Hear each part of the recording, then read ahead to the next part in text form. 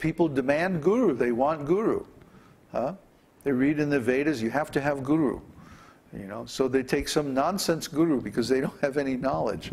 They themselves are Varna Shankara, and then the guru is like the same. So the, you know, blind leading the blind. To avoid that, the best thing is to start from the beginning, the right way, and then, you know, everything goes much better.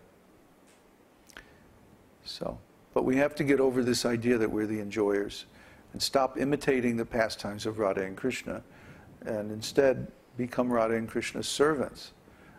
Then that'll be very nice. So, any more questions? No? Okay. So, oh, you have more questions. Good. I'm glad somebody does. Gives me more to talk about. I have a lot of other questions, but I'll try to focus back on Krishna's pastime.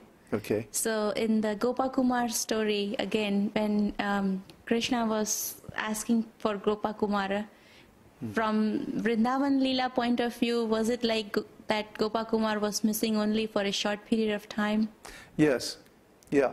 It's like he wandered off in the woods and just got lost for a few minutes. And then Krishna was noticing his absence and crying, "Where is my Gopakumar?" See? And then you also have to factor in the subjective aspect that Krishna manifests a form and pastimes specifically for his devotee. So like in the rasa dance, Krishna expanded to be with each and every gopi in the rasa dance, and each one of them thought, Krishna is only with me. See?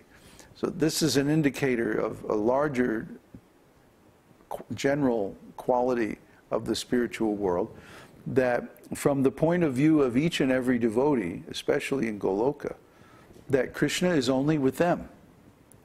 You know, the cowherd boys go take the cows to the forest, and each one of them thinks, Krishna is walking next to me.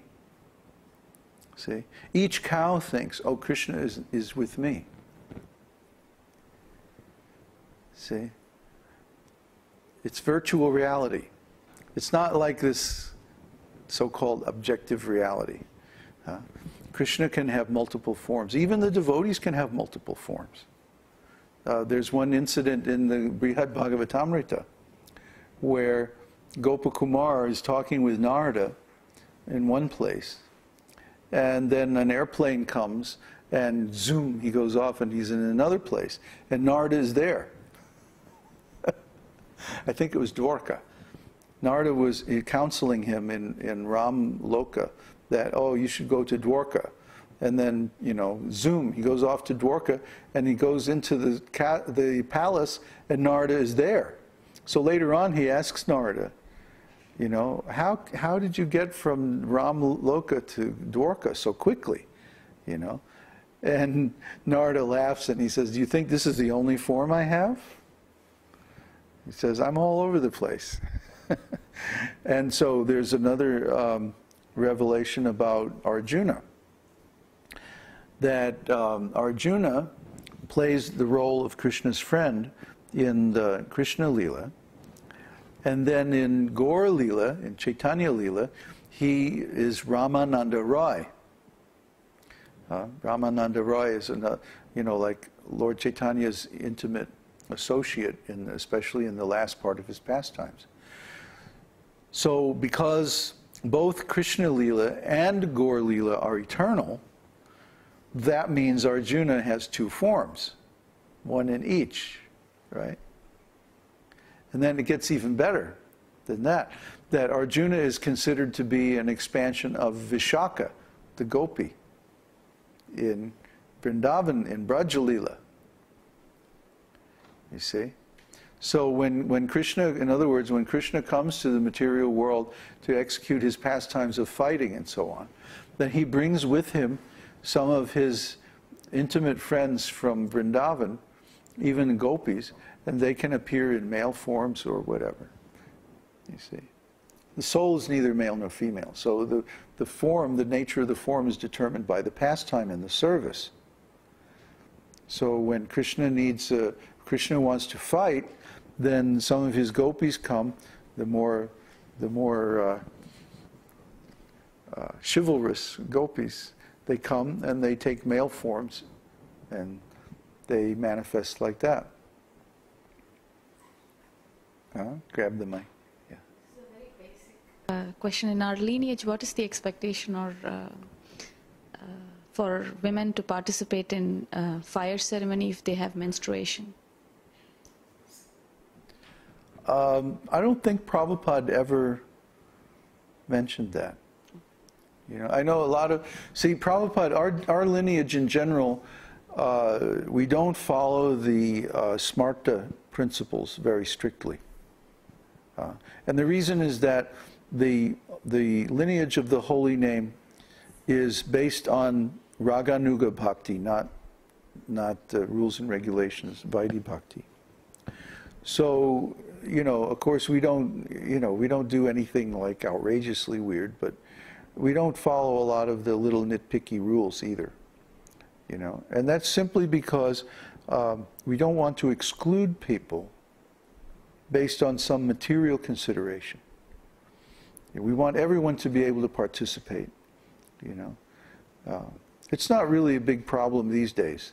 Maybe it was more of a problem in the days, you know, when we didn't have such modern facilities and stuff. But nowadays, not so big problem.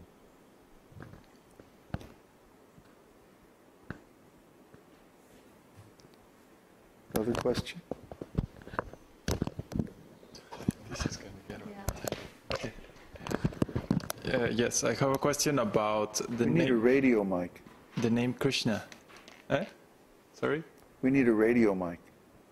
Radio mic? Yeah. Oh, wireless? Wireless. Okay.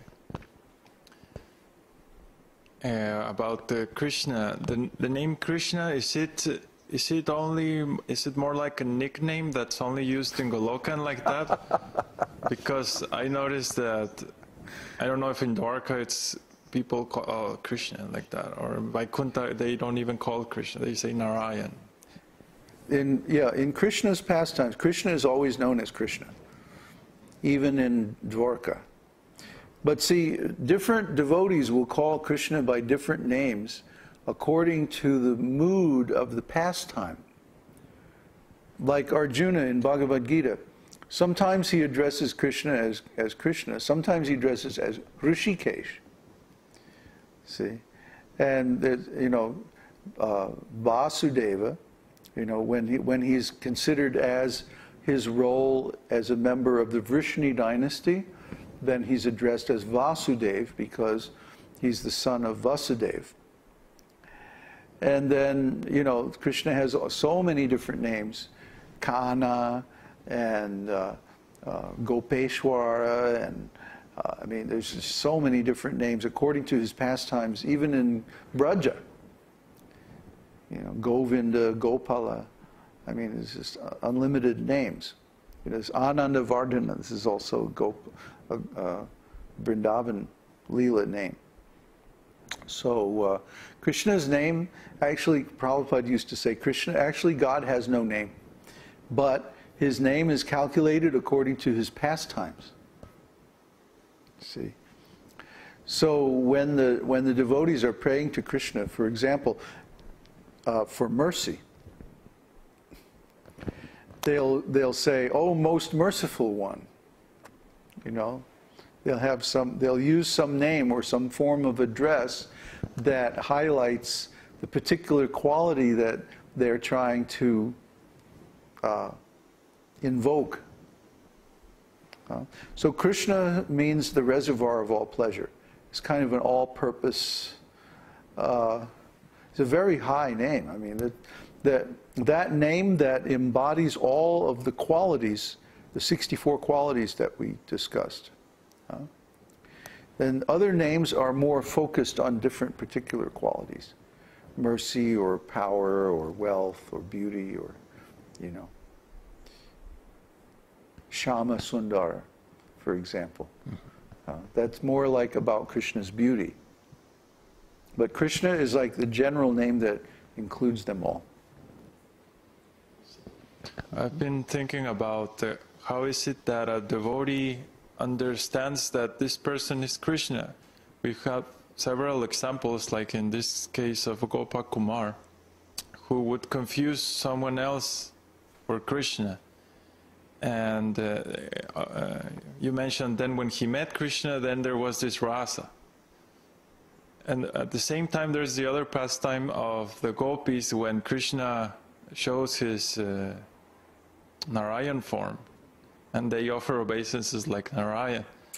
So what is the essential feature in which we can recognize this person is Krishna, even if the external features are not Well, same? in Vaikuntha, Krishna has the Srivatsa mark. See, all the other inhabitants